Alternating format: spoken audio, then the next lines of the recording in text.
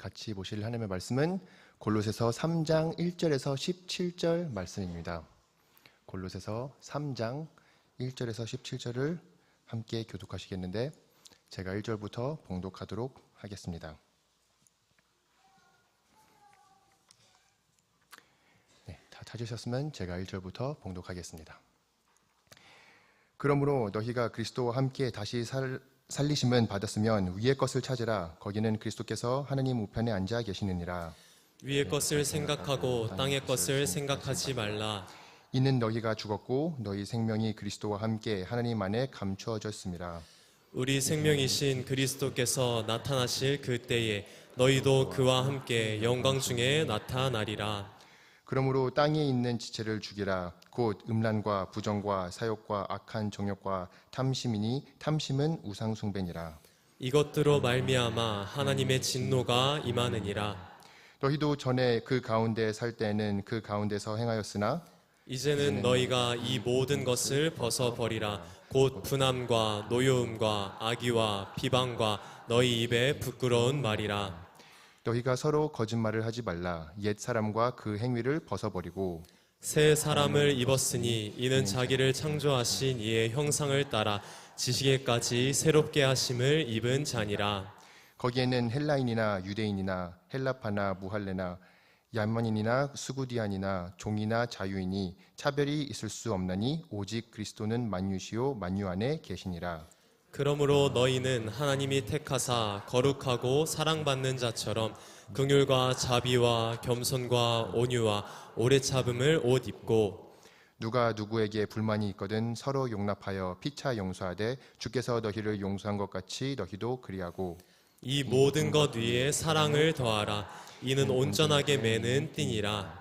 그리스도의 평강이 너의 마음을 주장하게 하라. 너희는 평강을 위하여 한 몸으로 부르심을 받았나니 너희는 또한 감사하는 자가 되라. 그리스도의 말씀이 너희 속에 풍성히 거하여 모든 지혜로 피차 가르치며 권면하고 시와 찬송과 신령한 노래를 부르며 감사하는 마음으로 하나님을 찬양하고 또 무엇을 하든지 말에나 일에나 다 주 예수의 이름으로 하고 그를 힘입어 하나님 아버지께 감사하라. 아멘. 네. 우리가 그를 전파하여 각 사람을 권하고 모든 지혜로 각 사람을 가르침은 각 사람을 그리스도 안에서 완전한 자로 세우려 함이니. 아멘. 네. 오늘 계속 우리가 하나님의 말씀을 보게 되는데 오늘은 이제 골로새서를 함께 보게 됩니다. 여러분들이 이제 제자 훈련을 들었으면 이 구절과 다음 구절을 다 외우셨을 텐데 이 구절들 속에서 우리가 이것을 그럼 어떻게 실천할 것인가, 우리가 어떻게 완전한 자로 세워질 것인가를 오늘 함께 말씀을 통해서 보았으면 좋겠습니다. 네, 여러분이 기독교인으로서 살면서 때로는 고민이 드셨을 겁니다. 내가 그리스도인인데, 내가 예수를 믿는데 왜 계속해서 죄를 짓는가? 왜 계속해서 내 안에 예수 그리스도의 모습이 드러나기보다는 내 육의 모습이 계속 드러나고 있는가? 내가 무엇을 어떻게 해야지 이런 반복적인 죄에 있는 삶을 사는 것이 아니라 하나님께서 기뻐하시는 삶을 살 수 있을까라는 것을 고민을 해보셨을 것입니다. 그래서 여러분에게 위로의 말씀과 같이 이 말씀을 드리고 싶습니다. 먼저 제 첫 설교 포인트를 말씀드리자면 거룩한 자가 그리스도인이 되는 게 아닙니다. 거룩한 자가 그리스도인이 되는 게 아닙니다. 종교 생활을 하는 사람이나 여러 외부 사람들이 생각하기에는 내가 이러한 행동들을 하고 내가 조금 더 다듬어지고 조금 더 바르게 살게 되면 그럼 나도 그리스도인이라 부름을 받을 수 있겠지. 나도 이제 교회 다니고 열심히 예배 나오고 열심히 헌금하면 그래도 나도 이제 기독교인이라는 취급을 받을 수 있겠지라는 생각을 할 때가 있습니다. 이 골로새서 편지를 받는 사람들도 비슷한 생각에 속고 있었습니다. 그래서 2장 21절에서 23절을 보면 이렇게 얘기하고 있습니다. 곧 붙잡지도 말고 맛보지도 말고 만지지도 말라 하는 것이니 이 모든 것은 한때 쓰이고 없어지리라. 사람의 명령과 가르침을 따르냐? 이런 것들은 자의적 숭배와 겸손과 몸을 괴롭게 하는 데에는 지혜 있는 모양이나 오직 육체에 따르는 것을 금하는 데는 조금도 유익이 없느니라. 아멘. 우리가 때로는 그냥 더 열심히, 더 의도적으로, 더 의지적으로 내가 이런 것들을 금하고 내가 내 육체를 극복해야지라고 생각을 하는데, 우리만 그렇게 생각한 것이 아니라 모든 사람들이 계속 하나님 없이는 뭔가 자기가 스스로 이것을 해내려고 하는데, 그 모든 수고들이 다 헛된 수고라고 합니다. 그렇기 때문에 우리에게는 이 헛수고를 하면서 살아가지 말고 우리가 바른 수고를 하고 살으라고 오늘 말씀은 권면하고 있는 것입니다. 우리가 바르게 살아야 되는 것은 우리 오늘 3장 1절에 나오는 것처럼, 그러므로 너희가 그리스도와 함께 다시 살아나심을 받았으면 위의 것을 찾으라. 거기는 그리스도께서 하나님 우편에 앉아 계시느니라. 아멘. 네, 이렇게 이 1절에서 17절 사이에 그리스도, 주, 그를 의미하는 단어가 몇 번이 나올까요? 네, 해보지 않으셔도 됩니다. 제가 셌습니다. 네, 11번 나옵니다. 그래서 여기서 계속 우리에게 알려주시는 것은 이 노력들을 함으로써 그리스도인이 되는 것이 아니라 우리가 그리스도인이라면 이런 노력을 해야 된다는 것을 의미하고 있는 것입니다. 우리가 그리스도를 힘입어 해야 되는 것이고, 우리가 여기서 시작하는 것처럼 너희가 그리스도와 함께 다시 살리심을 받았으면, 이것을 우리가 잊으면 안 됩니다. 여기서 우리는 우리의 생활을 시작하는 것입니다. 이렇게 예수 그리스도 안에서 우리가 다시 정말로 살림을 받은 자였으면, 그럼 이제서야 이 선행을 하는 것이 의미가 있는 것이고, 선행을 하는 것이 하나님께 영광을 돌릴 수 있는 방법이 되는 것입니다. 그래서 처음으로 얘기하는 것이 찾으라라고 하는 것인데, 이 찾으라는 단어가 헬라어에서는 제티에테라고 써 있습니다. 이 헬라어는 이제 그냥 오로지 찾는 것만을 의미하는 것이 아니라 이것을 원해라라는 것도 포함이 되어 있고, 헬라어에서 지티아노스는 거지를 의미합니다. 구걸하는 자. 그래서 이 구걸의 의미도 담겨 있습니다. 그래서 이 무언가를 애타게 원하고 필요해서 구하는 것을 여기에 찾으라는 단어에 사용하고 있는 것입니다. 우리가 이 위의 것을 그냥 어느 정도 쪽 관심을 가지라 이런 것이 아니라 목숨을 걸고 매달려서 그것을 구하라라고 원어는 말하고 있는 것입니다. 그래서 거기가 어디냐면 바로 그리스도께서 하나님 우편에 앉아 계시느니라, 그 하나님이 우편에 앉아 계신 곳을 이 위의 것이라고 표현을 하면서 계속해서 우리에게 이 위의 것이 무엇인지를 설명을 하고 있습니다. 그래서 우리가 시편 16편 11절을 보면은 거기는 이 주님의 우편에 무엇이 있는지를 기록하고 있습니다. 한번 다 같이 읽어보겠습니다. 주께서 생명의 길을 내게 보이시리니 주의 앞에는 충만한 기쁨이 있고 주의 오른쪽에는 영원한 즐거움이 있나이다. 아멘. 네, 그렇습니다. 우리는 기독교인으로서 잊으면 안 되는 것이 기쁨입니다. 예수 그리스도 안에서는 기쁨이 있는 것이고, 예수 그리스도를 따르는 것은 어렵지만 기쁜 길입니다. 우리에게 그만한 즐거움이 따로 없고 그만한 평강이 따로 없습니다. 예수 그리스도의 이 하늘에 속한 것들과 이 오른쪽에 있는 것에 포함되어 있는 것은 그의 권위만 포함되어 있는 게 아니고 그의 능력만 포함되어 있는 게 아니라 그의 즐거워하는 것이 동시에 포함되어 있다는 것을 잊으시면 안 됩니다. 그래서 우리가 예수 그리스도의 즐거움으로, 구원의 즐거움으로 살아가는 그리스도인들이 되시길 간절히 소망합니다. 또한 에베소서 1장 3절은 우리에게 알리고 있습니다. 찬송하리로다 하나님 곧 우리 주 예수 그리스도의 아버지께서 그리스도 안에서 하늘에 속한 모든 신령한 복을 우리에게 주시되. 아멘. 우리가 위를 찾고 구해야 되는 이유는 그것을 우리에게 이미 다 주셨기 때문입니다. 이것은 우리의 것이기 때문에 우리가 그것을 공급받고 힘입어 살아가야 되는 것입니다. 이스라엘 사람들이 광야에서 40년 동안 다닐 때 만나가 하늘에서 떨어졌습니다. 그렇지만 만나가 입에 떨어지지 않았습니다. 만나가 바닥에 떨어졌습니다. 이스라엘이 해야 될 것이 있었습니다. 밖에 나가서 그 만나를 주워서 요리해서 먹는 거였습니다. 그래서 하나님이 은혜를 주시지만 은혜를 그냥 우리의 머릿속으로 집어넣지 않습니다. 여러분이 예배 자리에 나와서 받으시게끔 해주십니다. 그렇게 여러분들이 이 신령한 것들을 받으시는 은혜의 자리에 오신 것을 환영하고 이 자리 가운데 그 은혜를 받으시길 간절히 소망합니다. 이렇게 하나님께서 계속 이 모든 신령한 것들을 하늘에 속한 것이고 우리가 하늘을 바라볼 때 그것을 우리에게 주신다고 하시는데, 이어서 3장 2절을 보면 위의 것을 생각하고 땅의 것을 생각하지 말라라고 하면서 계속해서 찾는 것을 한 번 더 강조하기 위해서 생각하고 라고 의미를 합니다. 제가 분리수거를 하다가 이 책을 발견했습니다.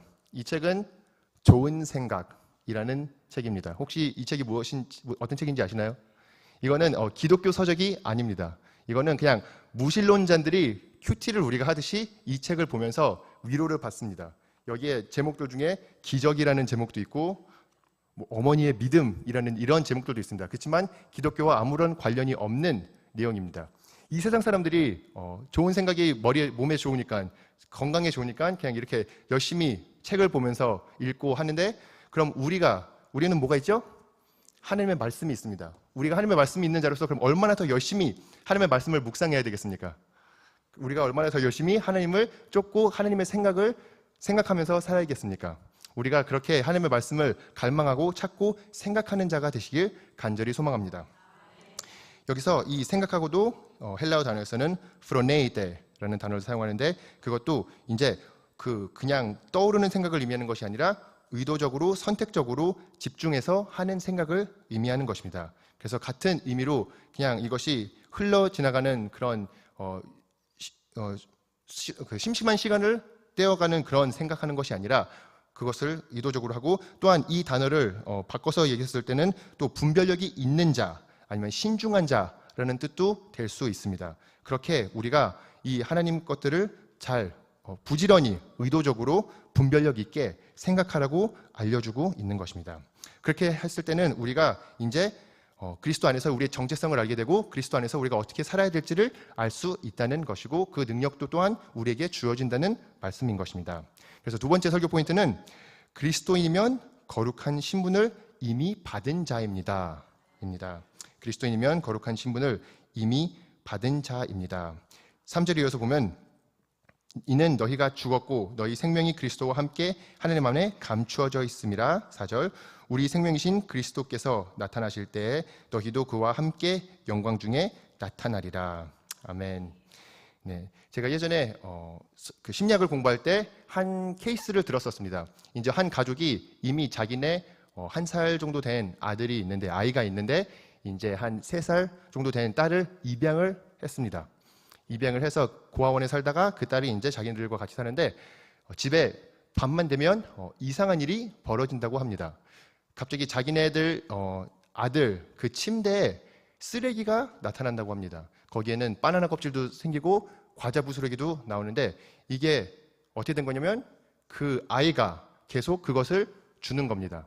그래서 이것이 이제 좀 염려가 돼서 왜 이렇게 행동할까? 이것은 안 좋은 건데 쓰레기 먹으면 안 좋잖아요. 그렇지만 이것이 이제 알고 보니까 이 고아는 자기가 살아남기 위해서 자기가 고아원에 있을 때는 항상 쓰레기통을 뒤지면서 거기서 먹어야지 충분히 배가 부르고 한 끼를 때우면서 살아갈 수 있었습니다.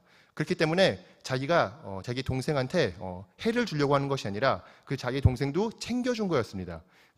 이렇게 너도 좀 먹고 너도 배고프지 말라고. 그래서 이제 그 부모들이 해야 되는 방법이 있었습니다. 우리는 충분히 밥을 먹이니까 이제 아이한테 뭐 쓰레기를 빼서 줄 필요가 없다. 그렇지만 정 믿기지 않으면, 신뢰가 안 된다면 우리가 식탁 위에다가 빵을 놔둘 거니까 거기에 있는 빵 부스러기를 빼서 아이한테 조금 주어라. 그래서 이제 설명을 하고 그 시간이 지나다 보니까 이제 그 행동도 그만두게 되고 이제 같이 살 수 있었습니다. 그렇지만 이것이 무엇을 보여주나요? 이 입양한 딸이 행동이 바뀌는 데까지는 시간이 걸립니다. 이 입양은 한순간이 됐고 가족은 한 번에 이루어진 거지만 이 거룩한 신분을 바로 가졌지만, 그렇지만 그의 행동이 바뀌기까지는 시간이 걸렸다는 것입니다. 우리도 마찬가지입니다. 우리가 예수 그리스도 안에서 신분은 예수 그리스도를 믿었을 때 바로 한순간에 바뀝니다. 그렇지만 그 거룩함에 따라 합당한 삶을 살아가는 데는 우리가 계속 수고하고 애써야 되는 부분이 있는 것입니다.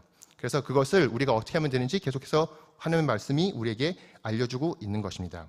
여기서 우리에게 이미 죽었다고 얘기하고 있고, 우리가 결국에는 하나님 안에 감추져 있다는 것. 우리의 진정한 신분은 우리도 모르는 신분입니다. 왜냐하면 그 신분은 우리가 그와 함께 영광 중에 나타나리라. 예수 그리스도께서 다시 재림하셨을 때, 다시 나타나셨을 때, 그때 정말로 우리가 얼마나 큰 구원을 받은 자인지를 깨닫는 자가 될 수 있다고 하는 것입니다. 이것을 성 아거스틴은 인간과 죄의 4가지 상태로 표현을 하고 설명을 했습니다. 그래서 첫 번째 단계, 우리가 사람과 죄의 관계가 어떻게 되어 있는가, 역사상 그것이 처음에는 타락 전에는 이제 이거 라틴어를 사용했었는데, 아거스틴은 라틴어를 사용했었으니까 그 포세 페카레, 이 죄를 지을 수 있는 3계, 그러니까 power to sin 이라는 단어입니다. 그래서 이것이 바로 아담은 죄를 지을 수 있는 능력이 있었습니다. 그런 선택을 할 수 있었고 물론 동시에 죄를 짓지 않을 수 있는 능력도 있다는 뜻이었습니다.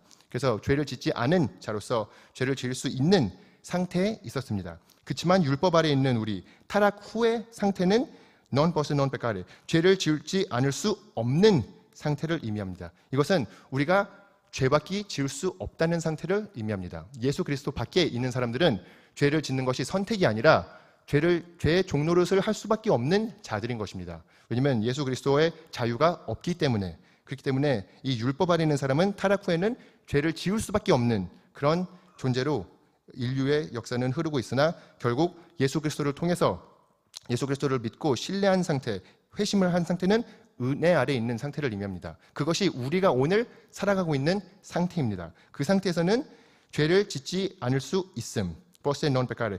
We have the power not to sin. 우리가 죄를 짓지 않을 수 있는 능력이 있다는 것입니다. 그 능력이 성령 안에 있는 것이고 우리가 성령을 의지하고 살아갈 때 죄를 짓지 않고 하나님을 기뻐하며 살아갈 수 있다는 것입니다. 그렇지만 우리에게는 더 큰 기쁨이 기다리고 있습니다. 그것이 바로 네 번째 단계인데 이것은 예수님이 재림하셨을 때 우리의 진정한 모습을 바라볼 때 알게 되는 것인데 그것은 바로 non posse peccare. 죄를 지을 수 없는 상태가 된다는 것입니다.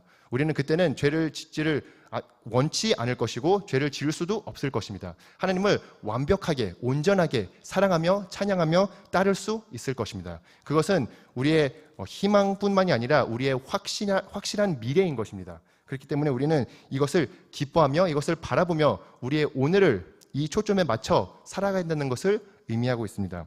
우리에게는 제일 좋은 날, 왕년의 날은 과거에 있는 것이 아니라 이 미래에 있는 것입니다. 우리가 한 흠도 없이 깨끗하게 온전하게 예수 그리스도를 따르며 사랑하며 살 수 있는 그 삶이 우리에게는 우리 미래에 있다는 것입니다. 그것이 하나님이 복음 속에서 주시는 온전한 약속입니다.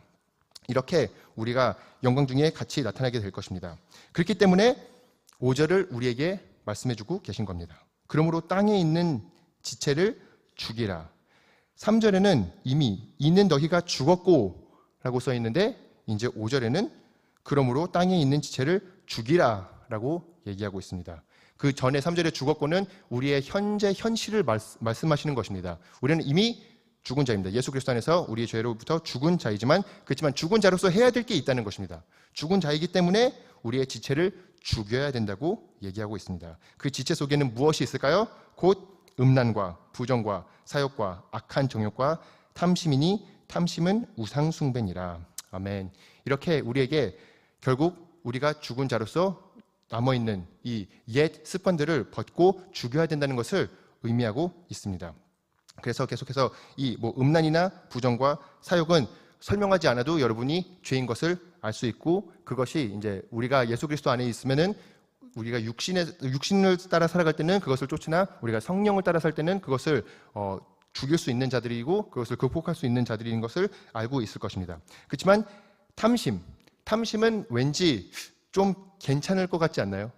탐심 여기에 포함되어 있는 것 중에 그나마 좀 해도 사회적으로 인정도 받고 좀 이렇게 어느 정도 그냥 괜찮게 넘어갈 수 있는 거라고 생각할 수 있는데 오히려 사도 바울은 이 탐심에 주목을 합니다. 탐심은 우상 숭배니라 라고 얘기를 하고 있습니다. 그래서 이 성 아구스틴이 과거가 굉장합니다. 그 결혼하기 전에도 여러 여자들을 만나서 자고 온갖 음란을 하다가 결국 성자가 된 케이스인데 그가 고백론에서 이제 한참 후에 나이가 들어서 자기의 삶을 되돌아봤을 때 누가 물어봤습니다. 제일 부끄러운 죄가 어떤 거였냐? 너가 지은 죄 중에서 제일 부끄러웠던 죄. 그랬더니 자기가 고백하는 게 내가 중고등학생일 때 배나무를 털었어. 근데 배나무에서 배들을 다 땄는데 그게 내가 제일 심하게 지은 죄였어 라고 얘기를 했습니다. 그러니까 그걸 물어본 사람이 이해가 안 됐던 겁니다.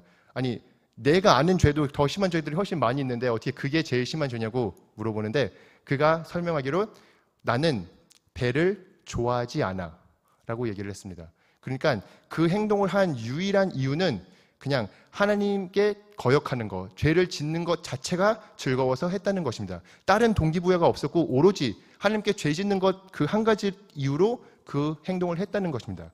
그런 게 바로 우리의 탐심인 것입니다. 우리가 하나님이 허락해 주신 그 선 안에서 그 순리 안에서 살아가는 것이 아니라 그냥 우리는 하나님을 거역하면서 살아가고 그 거역하는 것 자체가 즐거운 것이 바로 탐심이고 우상숭배라는 것입니다. 그래서 우리가 계속해서 우리는 옛 습관을 버려야 되는 자들이고 우리가 옛 습관들을 버려야 될 때 계속해서 위의 것을 생각하라. 우리가 이런 것들을 추구하는 것이 아니라 이런 것들 안에서는 죽고 우리가 살아야 되는 방법이 오히려 따로 있다고 말씀은 알려주고 있습니다. 7절에도 너희도 전에는 그 가운데 살 때는 그 가운데 행하였으나 이제는 너희가 이 모든 것을 벗어버리라. 곧 분함과 노여움과 악의와 비방과 너의 입에 부끄러운 말이니라. 그래서 계속해서 우리에게 알려주고 가르쳐주고 있는 것입니다. 우리는 이 죄된 모습에 대해서 숨길 필요가 없습니다. 우리는 인정할 수 있습니다. 전에도 그렇게 그 가운데 행했던 자였습니다. 이것은 우리가 모르는 영역이 아닙니다. 우리가 예수 그리스도 전에 너무나도 잘 아는 영역입니다. 그렇지만 이것을 우리가 숨길 필요가 없는 것은 예수 그리스도 안에서 죄사함이 있기 때문입니다. 우리가 예수님 앞에 데리고 오고 우리가 깨끗함을 받을 수 있기 때문에 우리는 세상이 하는 그 방법대로 마치 죄가 없는 것처럼 살아가는 것이 아니라 죄를 고백하고 예수님 앞에서 깨끗함을 받는 자로서 쓸 수 있다는 것입니다. 그것이 복음 안에서의 특권이고 여러분들이 누리시기를 간절히 소망하는 이 부분입니다. 이렇게 계속해서 우리에게 알려주고 있는 것이 있는데 이 부분에서 결국 여기도 분함과 노여움과 악의와 비방까지 포함합니다. 그래서 또 비방을 집중해서 한번 말씀을 드리고 싶은데 여러분에게 이제 제가 질문을 한번 해보겠습니다. 여러분이 이 두 시나리오를 생각해 보시고 어떤 거를 선택하실지 한번 결정하면 됩니다. 첫 번째 시나리오는 한 무리가 있습니다. 근데 그 무리가 여러분의 집에 쳐들어갑니다. 여러분의 집에 쳐들어가서 여러분의 방에 있는 책상을 다 뒤집어 엎어버리고 엉망진창으로 만들어 놓고 나가는 것입니다. 두 번째 시나리오입니다. 두 번째 시나리오에서는 한 무리가 있습니다. 한 무리가 여러분에 대해서 거짓 소문을 내고 뒷담화를 하고 비방하면서 여러분의 명예를 다 망가뜨리는 것입니다. 이 둘 중에서 내가 첫 번째를 선택하겠다. 손 들어주시고. 내가 두 번째를 선택하겠다. 손 들어주시고. 비슷비슷하네요. 네. 주로 제가 예상했던 것은 첫 번째를 더 많이 선택할 거라고 생각했어요. 물론 둘 다 안 좋죠. 둘 다 선택 안 하는 게 제일 좋지만 이제 그 둘 중에서 하나를 무조건 선택해야 된다면 저는 차라리 제 집을 망가뜨리고 가는 게 훨씬 더 낫다고 생각합니다. 왜냐면 집을 그냥 그건 다시 제가 뭐 시간을 걸려서 이렇게 고치고 하면 되는 건데 이제 명예훼손이나 이런 부분에서는 끝까지 회복이 안 될 수 있는 부분들도 있고 또 사람들이 오해를 하는 부분들도 있을 수 있기 때문입니다. 그렇기 때문에 우리가 비방하는 것을 가볍게 생각하면 안 됩니다. 우리가 마치 남의 집에 들어가서 그 집을 다 어지럽히고 나가지 않을 것처럼 우리는 비방하는 것도 오히려 더 조심해야 되는 부분이고 그리스도인이라면 예수 그리스도 안에서 하나님의 것을 추구하고 살아가는 자이라면 더욱더 멀리 해야 되는 것입니다. 이것이 우리에게 실천적으로 알려주시는 하나님의 말씀인 것입니다. 왜냐하면 우리는 이런 헛 이슈, 소문, 가십 이런 것들을 너무나도 좋아하고 졸다가도 어떤 얘기가 나오면 갑자기 잠이 깨고 집중해서 열심히 다 담아듣지 않습니까? 그러니까 그런 모습이 그리스도를 닮지 못한 모습이고 우리가 오히려 예수 그리스도를 닮는다는 것은 그 모든 것들을 다 부끄러운 일로 생각하고 벗어버려야 된다는 것입니다. 그래서 계속해서 이 습관들을 버리는데 여러분들이 계속 이 말씀을 들으면서도 생각이 들 수 있습니다. 나는 그런 사람이 아닌데 나는 성격상 그렇게 못하는데 그렇지만 그것을 오늘의 말씀이 버려야 된다고 얘기를 하고 있는 것입니다. 여러분들이 옛 모습을 벗고 새 옷을 입어야 된다는 것을 의미하고 있습니다. 그래서 9절에도 계속해서 너희가 서로 거짓말을 하지 말라. 옛 사람과 그 행위를 벗어버리고 새 사람을 입었으니 이는 자기를 창조하신 이의 형상을 따라 지시기까지 새롭게 하심을 입은 자니라. 아멘. 네, 이렇게 난 원래 그런 사람이야 라는 생각이 우리의 성장을 가로막을 때가 많이 있습니다. 예를 들어서 저는 난 원래 늦는 사람이야. 아니면 난 원래 따질 것을 따져야 되는 사람이야. 난 원래 이런 것은 못 참는 사람이야. 이렇게 해서 우리가 핑계대면서 결국 성장을 멈추게 하는 거지만 우리가 여기서 생각을 멈추면 안 됩니다. 난 원래 그런 사람인데 그리스도 안에선 내가 죽고 예수 그리스도께서 사셨으니 나는 예수 그리스도의 성품을 따라 살아갈 거야. 이것이 우리의 다짐이 되어야 되는 것입니다. 이것이 우리의 기도가 되어야 되는 것입니다. 그래서 우리가 정말 그리스도와 함께 사는 사람이라면 그리스도와 함께 동행하며 살아가는 사람이 되어야 된다는 것을 의미합니다. 우리가 위의 것을 구하며 구걸하며 찾고 의도적으로 생각하는 사람이 되어야 된다는 것을 의미합니다. 그래서 우리가 이렇게 새 사람을 입었다고 했을 때 여기서는 이 새 사람의 특징이 있습니다. 그 사람은 바로 창조하신 이의 형상을 따라 지식에까지 새롭게 하심을 입은 자니라. 우리가 하나님 안에서 새로워졌을 때는 우리에게는 새로운 지식이 생겼습니다. 우리가 우리의 정체성을 예수 그리스도 안에서 발견하게 되고 우리가 하나님을 통해서 하나님이 누구이시고 우리가 누구이고 세상이 어떠한 세상인지를 알 수 있는 지식이 온다는 것입니다. 그래서 이 안에서 우리가 바로 생각하고 바로 살아야 된다는 것을 의미합니다. 이 지식까지 새롭게 한다는 단어, 새롭게 한다는 단어가 여기서 새 사람과 새롭게가 두 단어가 사용이 됩니다.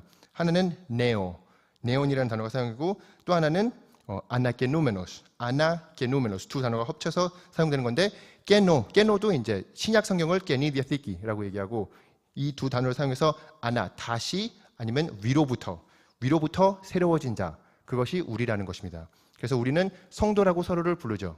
우리는 하나님 안에서는 성도입니다. 우리는 하나님 안에서 거룩한 자입니다. 그것을 계속해서 하나님은 우리에게 즉 그 정체성을 알려주시고 그 정체성을 알려주시는 이유는 우리가 그 정체성 속에서 우리가 자신을 이기고 예수 그리스도를 따를 수 있기 때문입니다. 그렇게 여러분들이 예수 그리스도를 따르시길 간절히 소망합니다. 11절에서 이어서 계속 보면은 거기에는 헬라인이나 유대인이나 헬라파나 무할레파나 야만인이나 스구디안이나 종이나 자유인이나 차별이 있을 수 없나니 오직 그리스도는 만유시요 만유 안에 계시니라. 네, 그렇습니다.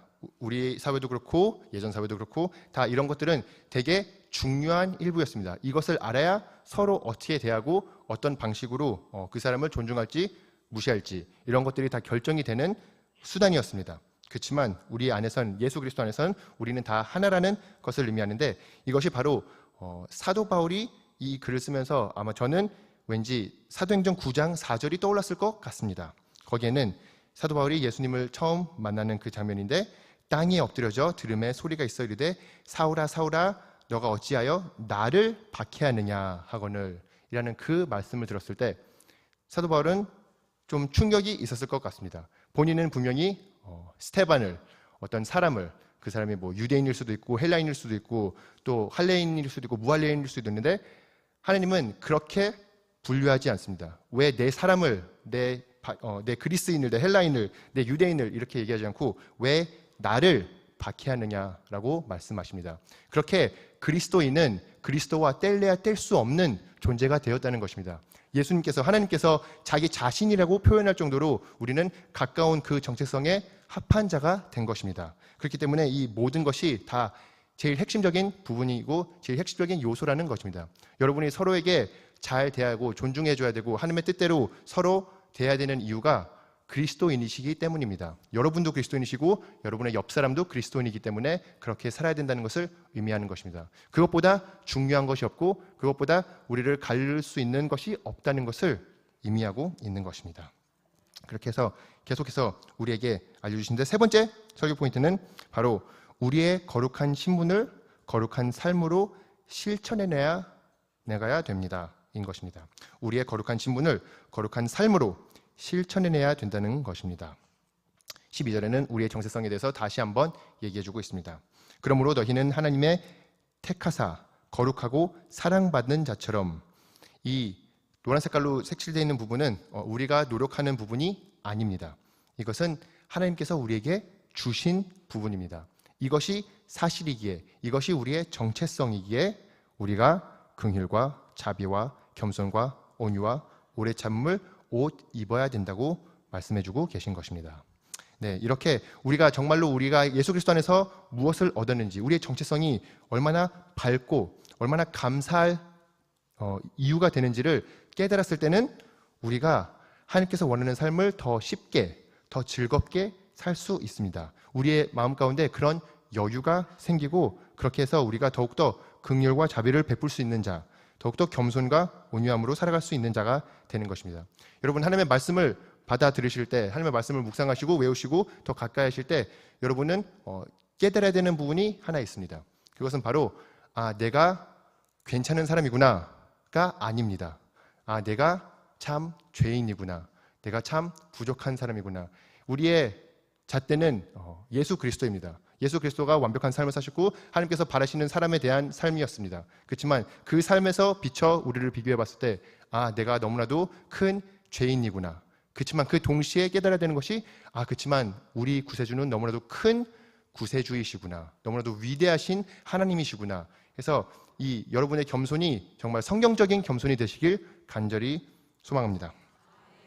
이렇게 우리가 계속해서 하나님의 여러 가지 방법으로 우리가 실천할 수 있는 것을 알려주면서 13절에도 누가 누구에게 불만이 있거든 서로 용납하여 피차 용서하되 주께서 너희를 용서하신 것 같이 너희도 그리하고 라고 말씀해주고 있습니다. 이 용서에 대한 부분도 여러분들이 너무나도 많이 들으신 설교였을 것이고 하나님께서 많이 언급하시는 부분입니다. 왜 많이 언급하실까요? 우리가 많이 부족하기 때문에 그렇습니다. 그래서 우리가 이것을 계속해서 들어야 되고 우리가 이 방법도 이 의무도 어떻게 해야 되는지도 다 하나님의 말씀을 통해서 받아야 된다는 뜻입니다. 이것을 하는 것이 용납하고 용서하는 것이 주께서 너희를 용서하신 것 같이 우리에게 그 방법까지도 알려주십니다. 왜냐하면 때로는 우리는 이런 혹시 글을 읽으신 적 있으신가요? 용서는 죄수를 풀어주고 그 죄수가 바로 당신인 것을 발견하는 것이다. 주로 이제 여러분들에게 이제 동기부여를 주기 위해서 용서하십시오. 용서는 괴수를 풀어주는 건데 알고 봤더니 풀어줬더니 그 괴수가 나였다. 그 죄수가 나였다라고 하면서 내가 그렇지 용서를 못하면은 그 억누린 감정 속에서 오히려 내가 고생하고 내가 힘들고 그렇지만 내가 용서를 하니까 내가 자유해진다. 그러면은 내가 자유해지기 위해서 용서를 해야겠다라고 결론을 내게 되는데 제가 봤을 때는 이것은 바른 용서는 아닙니다. 이것은 이기적인 용서입니다. 나를 위해서 하는 용서입니다. 하나님께서는 그렇게 용서하라고 말씀하시지 않습니다. 하나님께서는 우리에게 주께서 용서하였듯이 용서하라고 얘기해 주십니다. 우리가 우리를 위해서 용서를 하는 것이 아니라 하나님의 말씀을 순종하기 위해서 하나님처럼 용서하려고 하는 것입니다. 내가 무엇을 기억하고 무엇을 다시 되새기고 삼고 무기로 사용하려고 용서하는 것이 아니라 내가 진정으로 아예 잊어버린 것처럼 하나님처럼 용서를 했는데 내가 용서를 받은 것처럼 내가 용서를 해야 된다는 것을 하나님께서 알려주고 계십니다. 그리고 이것을 가능케 하는 것이 바로 사랑이라고 얘기하는데 이 네 번째 설교 포인트, 마지막 설교 포인트가 이것도 그리스도의 사랑, 평강, 말씀 안에서 가능해집니다.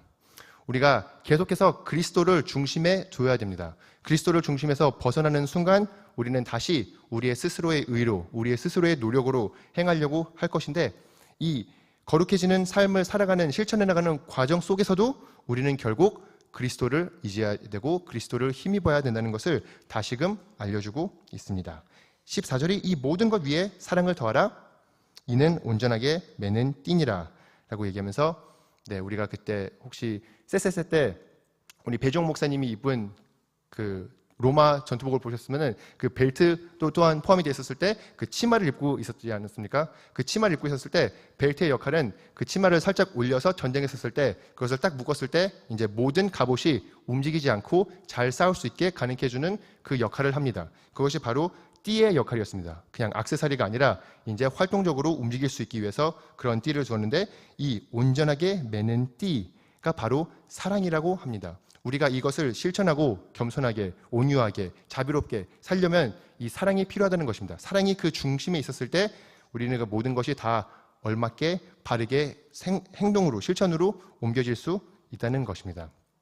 이것을 한 가지 비유로 하자면 제가 이제 전 사역지에는 대학생과 중고등부 학생들을 대상으로 사역을 했었습니다. 그 사역을 했었을 때 제가 그 아이들을 인내하는 것이 쉬웠을까요? 어려웠을까요? 혹시 다들 자녀 키워보셨나 보네요. 네. 그리고 그들에게 무시를 받는 느낌이었을까요? 아니면 참 존중받는 느낌이었을까요? 네, 무시받는 느낌이었죠. 네. 그들이 성장하는 것이 아주 바람직하게 보였을까요? 아니면 답답해 보였을까요? 왜 아직도 저 모양이지? 라고 생각이 들었을까요? 네, 여러분이 대답을 안 해주셔도 다 같은 생각을 하고 있을 겁니다. 그렇지만 이 상황 속에서도 사랑의 마음이 생기니까 그 모든 것들이 변해지더라고요. 이 사랑의 띠가 묶이는 방법이 얘들이 그래도 이 예배 자리에 와주는 게 너무나도 감사하다. 그래도 애를 쓰는 게 진짜 못하지만 그래도 애를 쓰는 게 너무나도 감사하다. 그리고 계속 배우려고 하고 예배 자리에 나오고 오히려 뭔가 잘못했었을 때 더 용서해주고 싶은 마음, 하루라도 일찍 용서해주고 싶은 마음이 생기더라고요. 그게 바로 사랑의 역할이고 우리가 이 사랑을 했을 때는 정말로 용서하는 것도 너무나도 쉬워지고 겸손해지는 것도 너무나도 가능해지는 일입니다. 이렇게 여러분이 사랑 안에서 온전하게 되는 사람들이 되시길 간절히 소망합니다. 네, 오늘 그래서 계속해서 오늘 말씀은 제가 여기서 마무리를 짓겠습니다. 그래서 우리가 하나님을 바라보았을 때 어떤 방식으로 살아가면 좋을까? 그것은 바로 하나님을 따를 때 하나님을 찾고 하나님을 생각하는 것입니다. 우리가 정말로 예수 그리스도 안에서 새로운 피조물이 되었다면 새로운 피조물로서 살아가야 되는 방법이 있다는 것입니다. 그 방법이 오늘 우리에게 실천적으로 알려지는 이 여러 가지 방법인데 여러분들이 지금 함께 결단성과 기도를 하는 가운데 간구하시길 부탁드립니다. 여러분이 이 모든 많은 부분들 속에서 어떤 것을 실천하실 수 있을지, 어디서 하나님께서 여러분에게 순종을 바라시는지 기도 가운데 나아가시길 간절히 소망합니다. 우리 한번 같이 결단성을 부르도록 하겠습니다.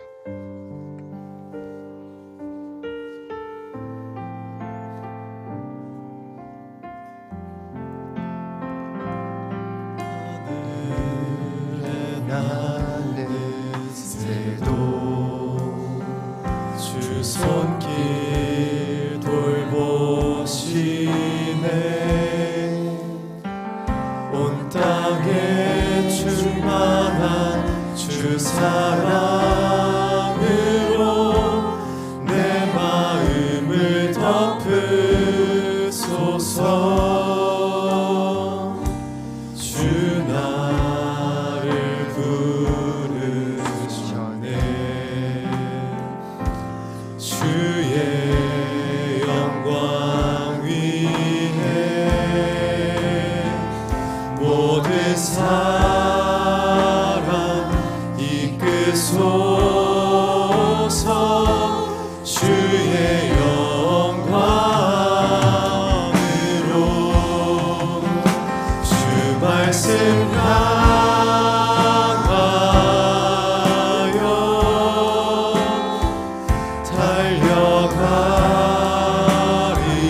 달려가리라 힘도 아닌 능도 아닌 오직 성령으로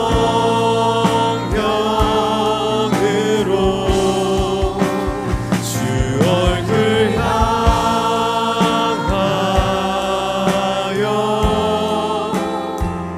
달려가리라 오 주의 영광 안에 살게 하소서. 우리 함께 이 시간에 기도한 가운데 우리가 주님께 나가면서 기도하기를 바랍니다. 하나님, 우리가 정말 주님의 원하시는 그 뜻 가운데로 주님께서 원하시는 그 생각을 할 수 있도록 도와주시옵소서. 그 실천을 할 수 있도록 도와주시옵소서. 우리가 예수 그리스도 안에서의 정체성을 깊게 뿌리 깊게 잡혀서 우리가 그 정체성 속에서 우리가 예수 그리스도를 순종해 나가는 자들이 되게 해달라고 함께 기도했으면 좋겠습니다. 우리 주님 이름 한번 외치고 같이 기도하시겠습니다.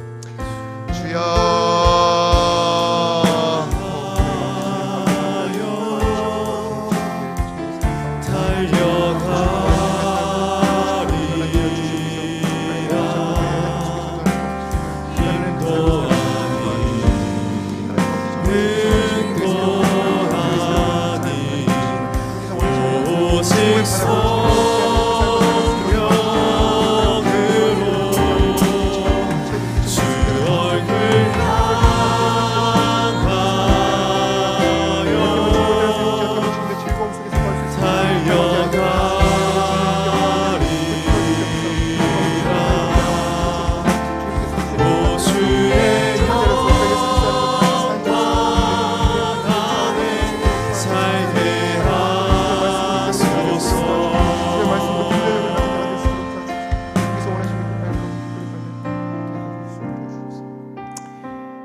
마지막으로 기도하고 제가 기도로 마무리를 짓겠는데 이번에 기도할 때 정말 하나님께서는 His part, 그의 부분을 다 헤어 주셨습니다. 넘치게 하여 주셨습니다. 모든 것을 저희에게 주셨습니다. 예수 그리스도 안에서 우리가 그 모든 것을 누릴 수 있는 자들이 되게 해달라고, 아웃 파트를 잘할 수 있는 자들이 되게 해달라고 기도하였으면 좋겠습니다. 그래서 우리가 기도하는 가운데 어떻게 하면 우리가 주님께서 말씀해 주신 여러 가지의 실천해야 되는 부분들, 여러 가지의 그 동사의 부분들을 우리가 실천할 수 있을지를 고민해 나가며 결단해 나가며 기도하였으면 좋겠습니다. 우리 주여 이름 한번 외치고 기도하시겠습니다. 주여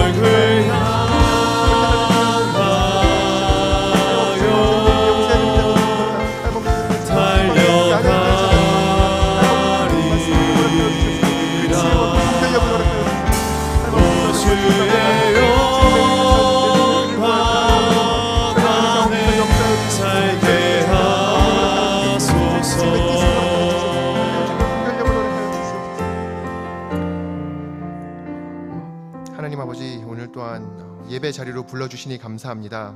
하나님의 말씀을 붙들고 나아갑니다. 주님께서 원하시는 그 순종의 삶을 우리가 살기를 원합니다. 하나님 아버지, 우리의 수고가 헛수고가 아닌 말씀 안에서 아웃 파트를 하는 그 수고가 될 수 있도록 도와주시옵소서. 하나님 아버지, 우리의 교회를 사용해 주시니 감사합니다. 우리를 계속해서 우리에게 은혜를 베풀어 주시니 감사합니다. 우리가 그 은혜에 힘입어 예수 그리스도를 따르는 것이 얼마나 큰 기쁨인지를 알 수 있도록 도와주시옵시고, 우리가 주님을 따를 때 하나님 아버지, 주님께서 주신 새로운 정체성을 통해서 우리가 순종해 나가고 버릴 것을 버리고 죽일 것을 죽이고 새 옷을 입을 수 있도록 도와주시옵소서. 하나님 아버지, 우리가 오직 주님의 사랑과 주님의 평강과 주님의 말씀으로 무장된 자들이 될 수 있도록 도와주시옵소서. 하나님 아버지, 우리가 오늘 또한 이번 주에 있을 여러 가지의 만남과 사람들과 인간관계 속에서도 주님을 힘입을 수 있도록 도와주십시고, 주님의 뜻을 따를 수 있도록 도와주십시고, 주님이 주시는 지혜와 분별력과 사랑으로 주님 예수 그리스도를 닮아가는 자들이 될 수 있도록 도와주시옵소서. 감사드리며 이 모든 말씀 예수 그리스도 이름으로 기도합니다. 아멘. 하늘에 계신 우리 아버지, 아버지의 이름을 거룩히 하시며 아버지의 나라가 오게 하시며 아버지의 뜻이 하늘에서와 같이 땅에서도 이루어지게 하소서. 오늘 우리에게 일용할 양식을 주시고 우리가 우리에게 잘못한 사람을 용서하여 준 것 같이 우리 죄를 용서하여 주시고 우리를 시험에 빠지지 않게 하시고 악에서 구하소서. 나라와 권리와 영광이 영원히 아버지의 것입니다. 아멘.